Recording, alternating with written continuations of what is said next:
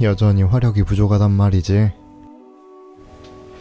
뭔가 아쉬운데. 아이디어 박스에 화력을 올릴 방법이 있는지 찾아봐야겠어. 화력 파일이 이거였던가? 뭐 확인해보면 되지.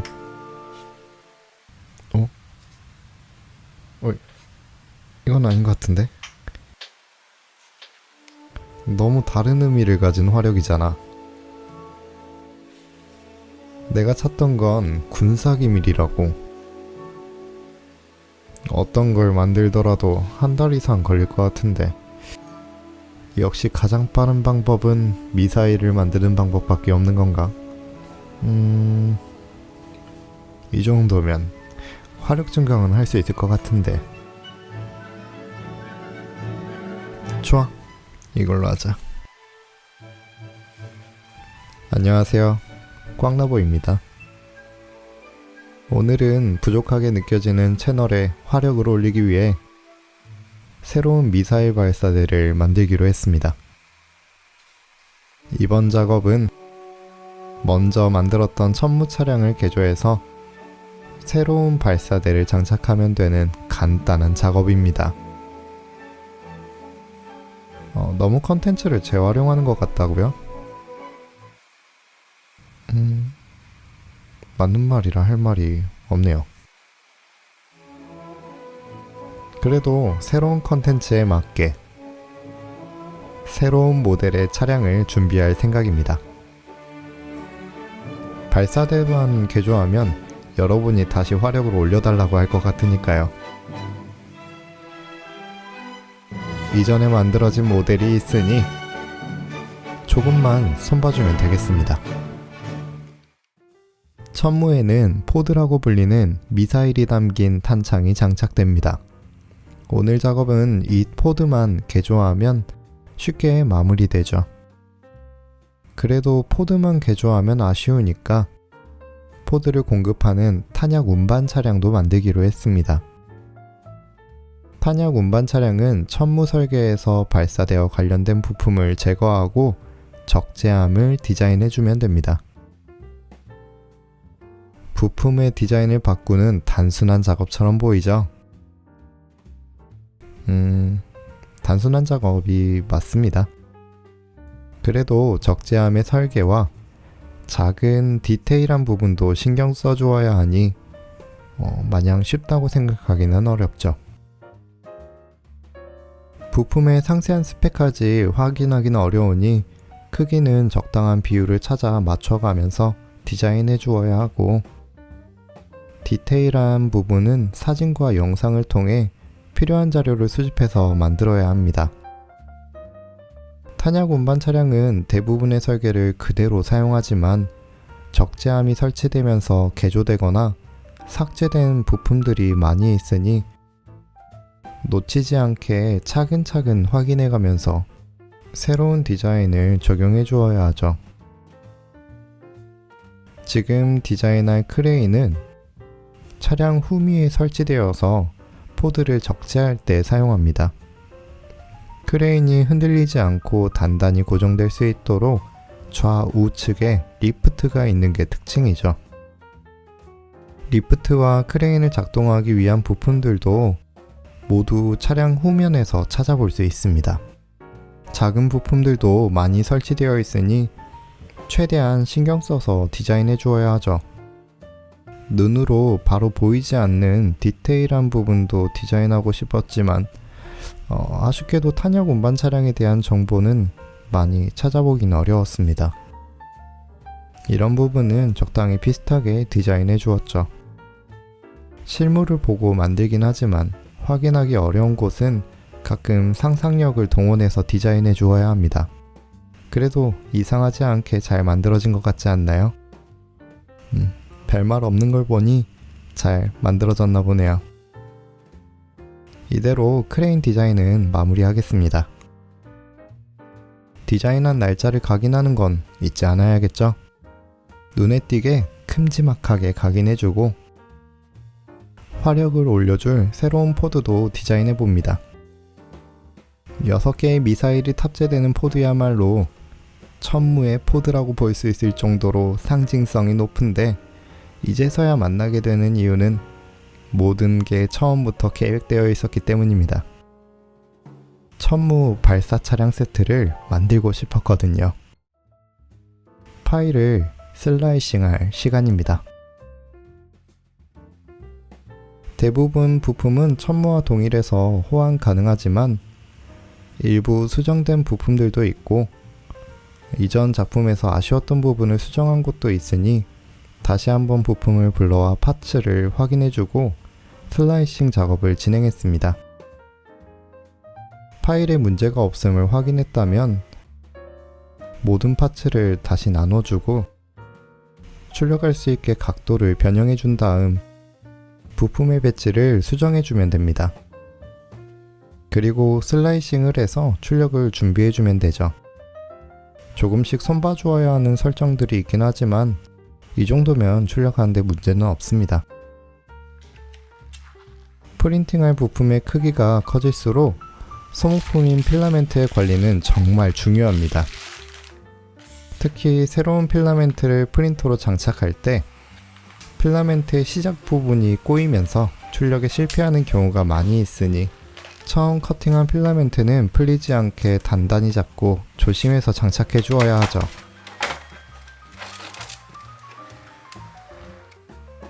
출력에 필요한 필라멘트가 준비되었다면 먼저 준비한 파일을 전송하고 출력이 마무리될 때까지 기다리면 됩니다.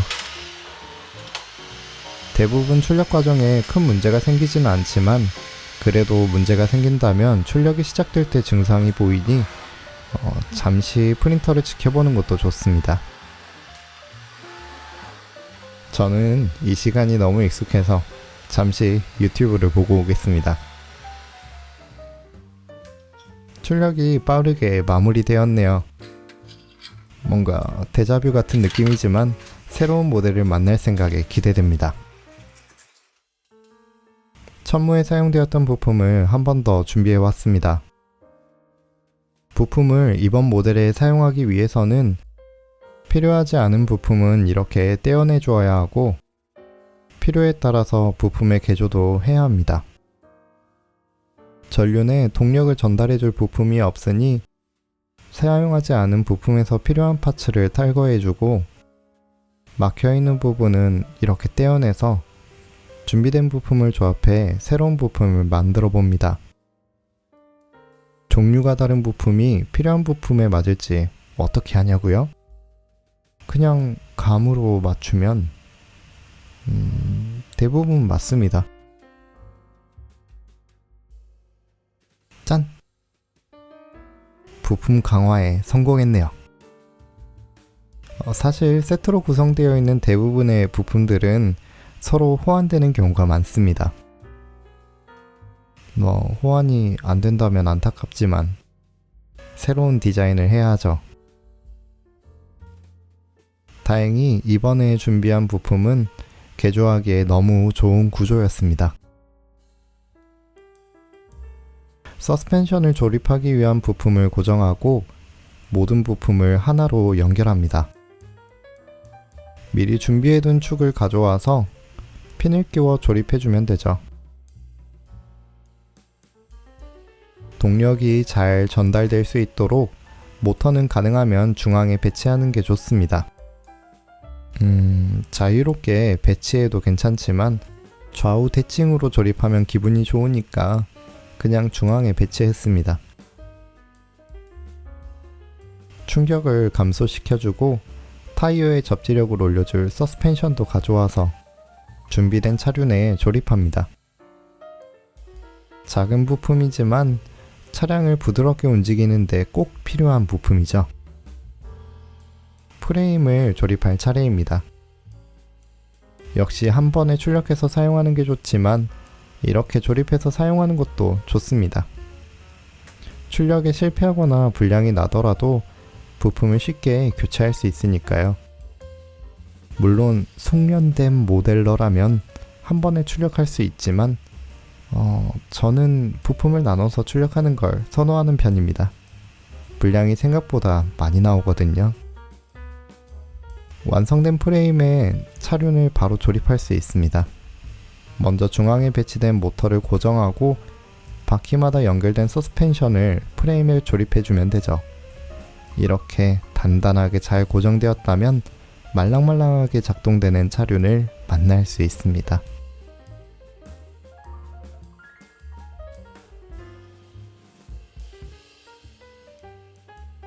차량을 작동시켜줄 부품을 설치할 시간입니다.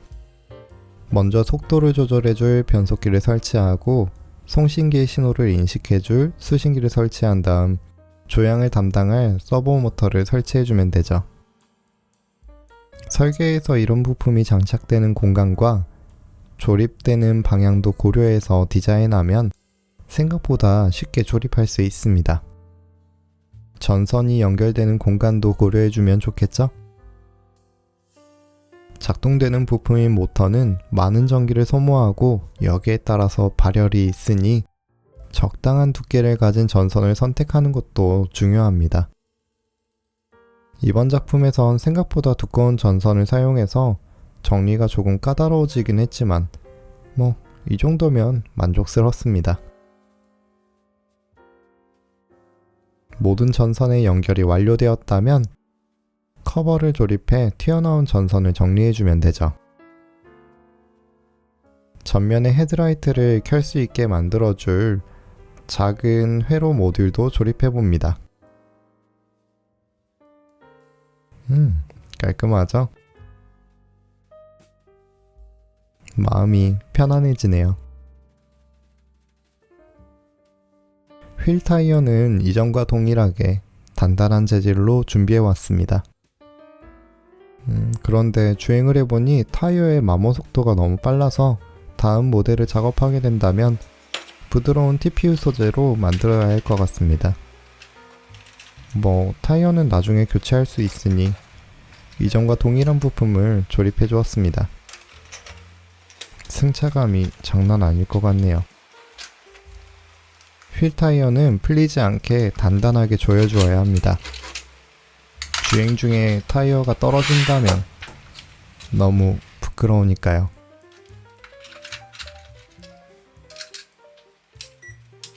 작동을 위한 부품을 모두 조립했다면 이제 움직여 볼 수 있습니다. 더 부드럽게 작동되는 것 같네요. 그 사이에 조립 실력이 조금 늘었나 봅니다. 작동 부품이 조립되었다면 이제 어려운 일은 없습니다. 지금부턴 출력된 부품을 하나하나 맞춰가며 제자리에 붙여주면 되죠. 천무 탄약 운반 차량은 줄여서 탄운차라고도 불리는데 지금 조립하고 있는 적재함에 총 4개의 포드를 운송할 수 있고 130mm 로켓을 기준으로 80발을 실어 나를 수 있습니다. 발사 차량의 차대와 동일한 구성을 가지고 있어서 정비 소요도 줄이고 동일한 플랫폼을 공유하는 만큼 똑같은 기동 성능을 가진 게 특징이라 볼 수 있죠. 그나저나 로켓 80발이라니 뭐든 많으면 좋다곤 하지만 하늘을 뒤덮는 로켓을 보고 있으면 정말 아찔할 것 같습니다. 적재함의 조립이 마무리되었다면 포드를 운송하기 위해 꼭 필요한 크레인을 조립해야 합니다.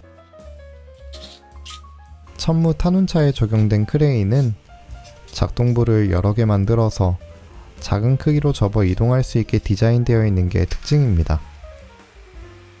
서로 상호작용을 하지만 간섭이 되지 않게 디자인이 되어 있는 정말 멋진 크레인이죠. 저도 작은 모형일 뿐이지만 이렇게 움직이게 디자인하다 보니 크레인을 디자인한 분이 정말 존경스러웠습니다. 제발 다른 크레인은 안 만드셨으면. 그러니까 너무 멋진 디자인이라는 말입니다.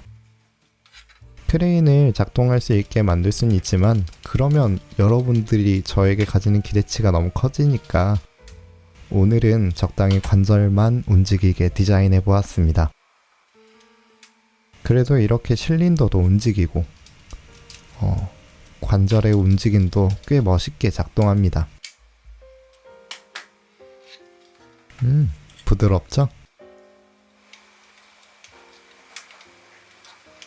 상단의 축도 잘 움직이네요. 이제 크레인은 접어두고 포드를 고정하는 후크를 조립해 봅니다. 그리고 차량의 후면에 바로 조립해주면 됩니다. 크레인을 작동하기 위해서는 여러가지 부품이 필요하지만 실 차량에 사용된 부품의 정보까지 확인하기는 어려워서 사진으로 확인되는 부품의 디자인을 바탕으로 조금이라도 비슷하게 표현해 주었습니다. 그래도 작은 부품이라 뭉툭하게 표현된 디테일이 눈에 띄지 않아서 다행인 것 같네요. 차량의 좌측에 연료통과 작은 보관 박스도 붙여주고 적재함을 오르고 내릴 수 있게 해줄 사다리도 잊지 않고 붙여봅니다. 크레인의 좌우측에는 리프트가 설치되어 있는데 발사 차량에서 사용되는 것보단 조금 작지만 조금 더 넓게 펼쳐지고 보관이 편하게 관절이 추가되어 있는 게 특징입니다. 이렇게 실린더처럼 들어가고 나오면서 상하로 회전해 작은 공간에도 수납이 가능한 구조이죠. 반대편도 똑같이 조립해주면 됩니다. 디테일을 살리려면 작은 부품도 챙겨줘야겠죠. 잊지 않고 정해진 자리에 접착해봅니다.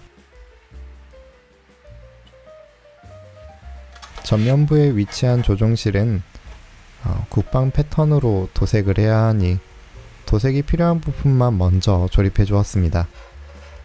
작은 부품들은 도색이 필요하지 않으니 나중에 조립해도 괜찮죠. 피어싱처럼 귀여운 견인고리도 장착해주면 도색 준비는 마무리됩니다. 새롭게 디자인한 포드는 6개의 로켓을 발사할 수 있습니다. 발사하기 위해서 6개의 열선을 준비해 주었죠. 모든 열선을 조립해주면 이런 모습이 됩니다. 모기향 같네요. 조립된 부품을 발사관에 연결해주면 새로운 포드가 완성됩니다.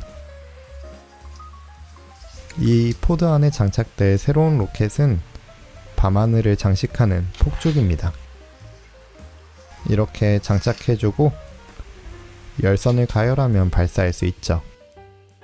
폭죽이라니 낭만 그 자체이지 않나요? 도색이 마무리되었다면 먼저 준비해두었던 작은 부품을 조립해 작업을 마무리해주면 됩니다. 작은 난간 하나이지만 디테일을 살려주기에는 충분하죠. 이제 조종실을 차량에 결합해주고 이전 모델에서 놓쳤던 가장 아래에 위치한 발판도 조립해줍니다.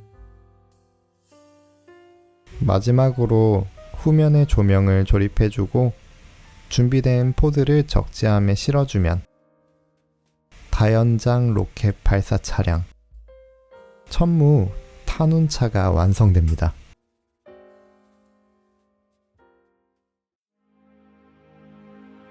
압도적인 화력, 그 뒤에는 수많은 노력이 함께하고 있습니다.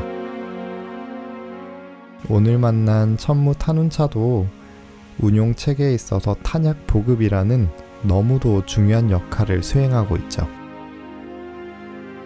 앞으로 천무는 대한민국의 중심에서 끊임없이 임무를 수행하며 압도적인 화력, 그 중심에 있게 될 것입니다.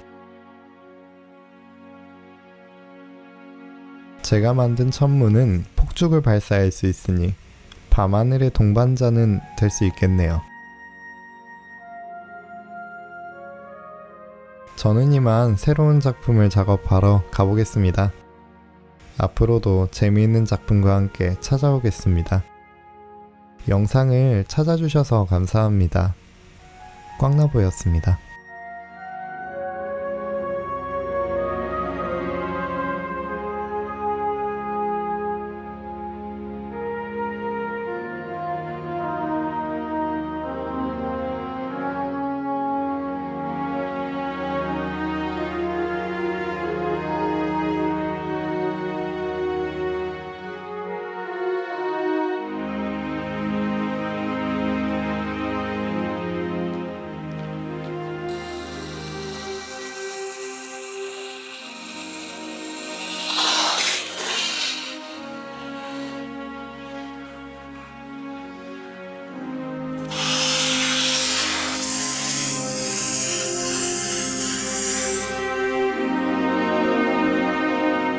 역시 두 대의 차량이 한 몸처럼 움직이니까 너무 멋있네요.